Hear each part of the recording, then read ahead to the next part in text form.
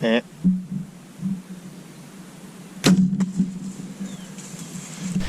It's a good shot through both shoulders. So.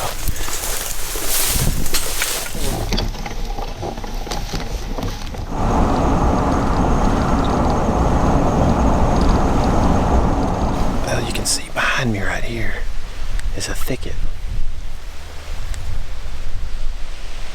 I guess those are mostly persimmon, chinaberry trees, soapberry.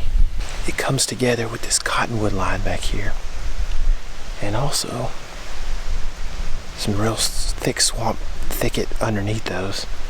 And it's just a good line of travel for deer that are wind checking and stuff like that.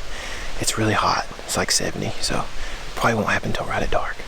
But I'm kind of hesitant to just blow my wind over this thicket right here. But where I'm needing to set up, I think, is for east and west traveling deer.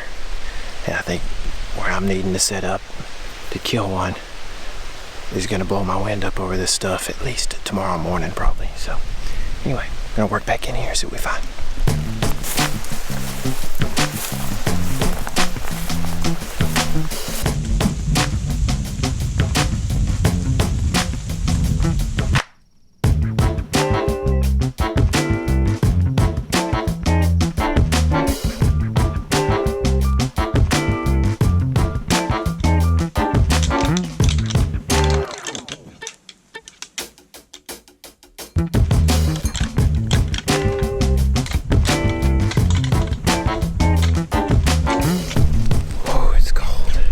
Seen one deer and it's past 9 o'clock.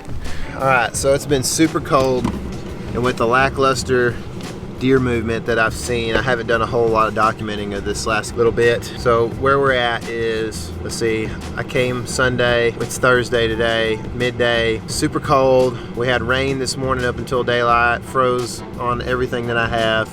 That's one reason I didn't get the camera out. The wind's blowing like 15 to 20 miles an hour. It's just brutal out there. I mean, it was mid-20s this morning, and it's still just 30 out at noon right now. So super cold day, especially for this Texan. But I just talked to one of the guys that killed a buck, and he's heading home. He gave me some real good info on some bucks he was seeing in this unit that I've been hunting the last couple of hunts. So what I'm gonna do is go pull this stand and move it a long ways around and hunt the afternoon, and hopefully what's a better spot, especially for this north wind. So it's a lot of work, and I'm not really afraid of that. It's just that I'm afraid of doing it all in 30-degree temps with 16-mile-an-hour winds or whatever they are. So I'm trying to get the gumption to do it. This heater feels right and nice, but I need to hop out and start making my way. I failed to mention that this morning I came in early so I could move my stand because the wind had shifted,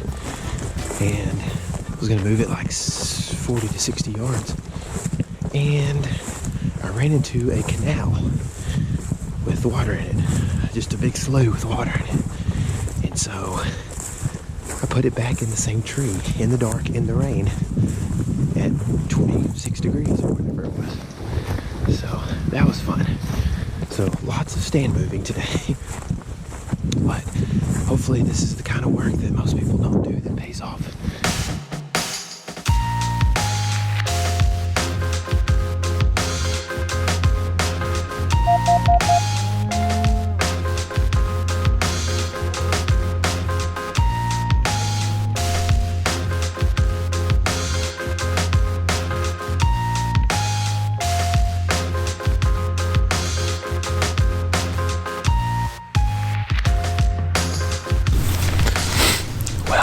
The year has already been plagued with big bucks being busted while we're setting up. I came in here as early as I could, switched my stand up, just because I thought that canal was keeping bucks on this south side. Lo and behold, a south side cruiser catches me putting my jacket on as I'm finishing the final touches of this setup right here. I heard him, snort, take off that direction. So he won't be back, but good thing is I got a lot of thick stuff over here. I got thick stuff in that creek or slough over there.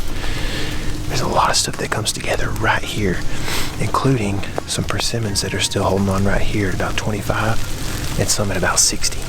There's a ton of just like 10 to 12 foot switchgrass bedding back here.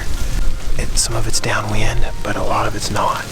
So I'm just gonna bank on the fact that they're gonna come from that, or they're gonna be cruising through some of this stuff and come right here. I mean, there are trails like crisscrossing right here on top of this berm right here. So anyway, it's a good spot. I feel good about it. Probably gonna rattle some based off of what some of the other hunters have said. I'm gonna try to enjoy the evening. It's clearing up just a touch, so I don't know if that's good or bad.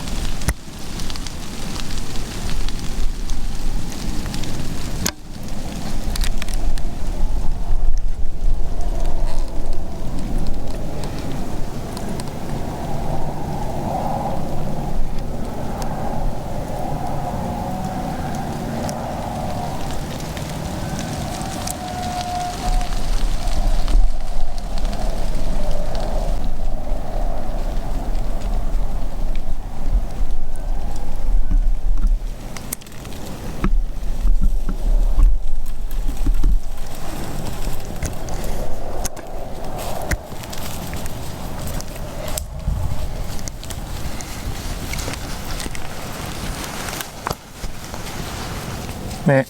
Meh.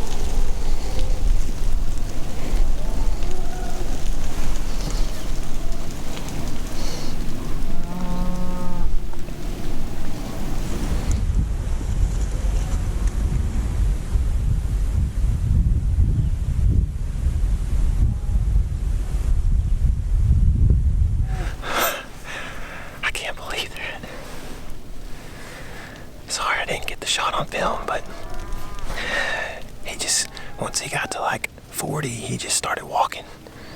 And it was hard to get him to stop. It was a really close shot, and I didn't make a very good shot. Probably because I was just focused on so many things. It's a little bit back. And when I say a little bit, I mean it's just a little bit, is from what I can tell. But I wish I had footage to see a little, diagnose a little better. But I'm gonna go find the arrow here in a second.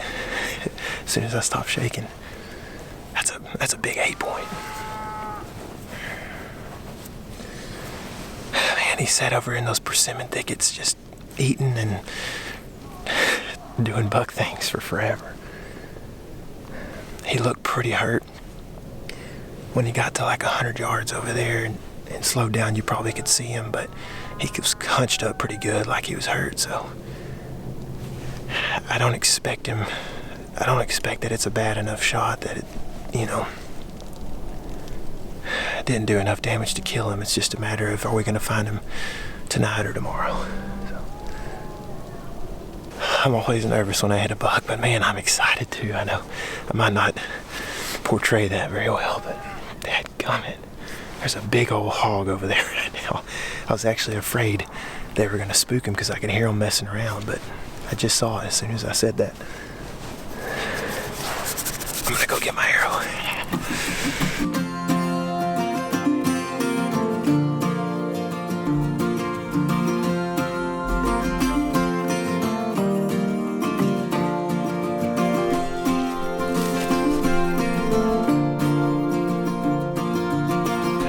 It's a pretty good looking arrow.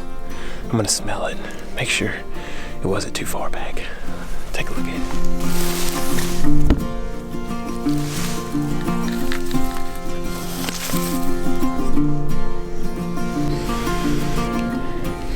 I can't smell any guts.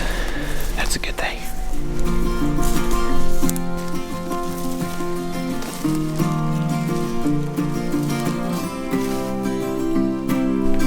Well, I didn't find blood for at least like 75 yards. Took him forever to start bleeding.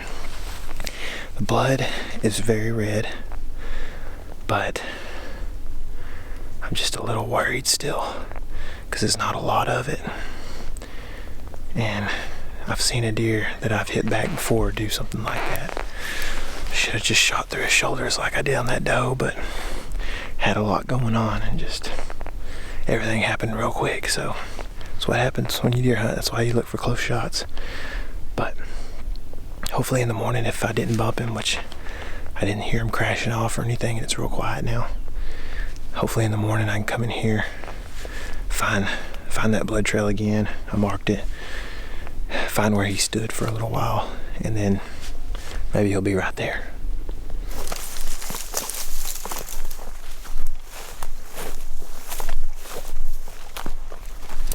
So I'm headed out, and I'm trying to make a loop, and through the grass, like 40 yards away, I see something white.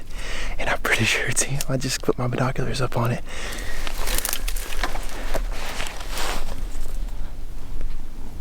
I mean, I don't know what else has a big old round white belly and a tan side.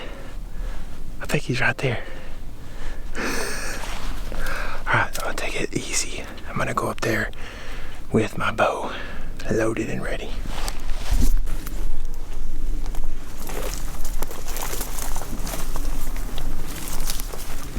That's him.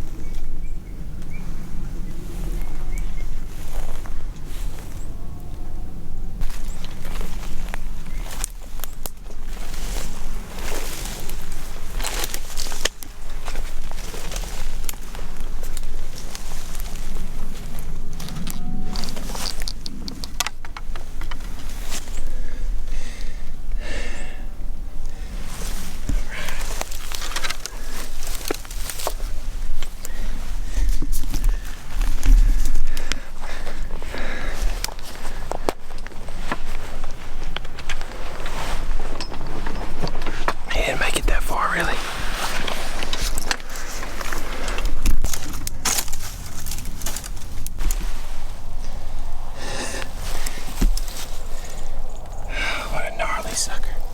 Oh, he stinks. Not stinks, but smells like nasty. Awesome.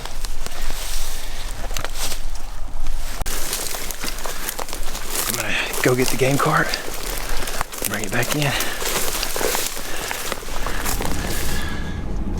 Pull down here a little bit further down this little branch road before it gets too soggy down there.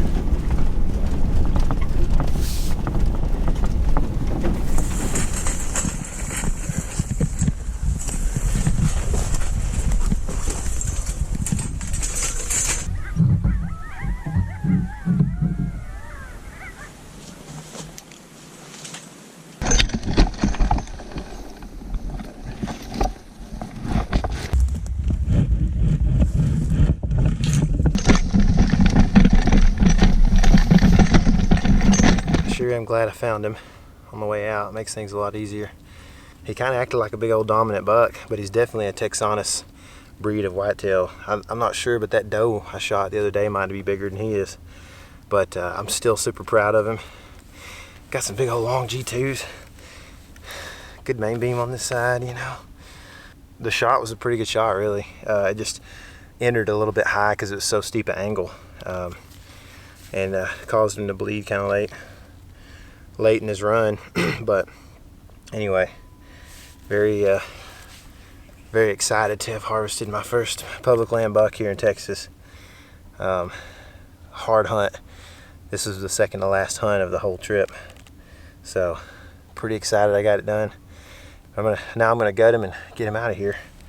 So anyway, exciting hunt. Cool to see him do all that rutting action, and I just am super proud. Still got a lot of work ahead. Thanks for watching. If you liked the video, make sure and subscribe to the channel. You'll be able to see more videos like this, including an Iowa public land buck that I shot a few weeks later that's coming up on the channel soon. So make sure and subscribe, hit the bell for notifications, like the video, all that good stuff. And I can't even believe that it's been a month since that happened. This season's been just a whirlwind, but I appreciate you guys following along on all the social platforms, including right here on YouTube. Remember, this is your element. Live in it.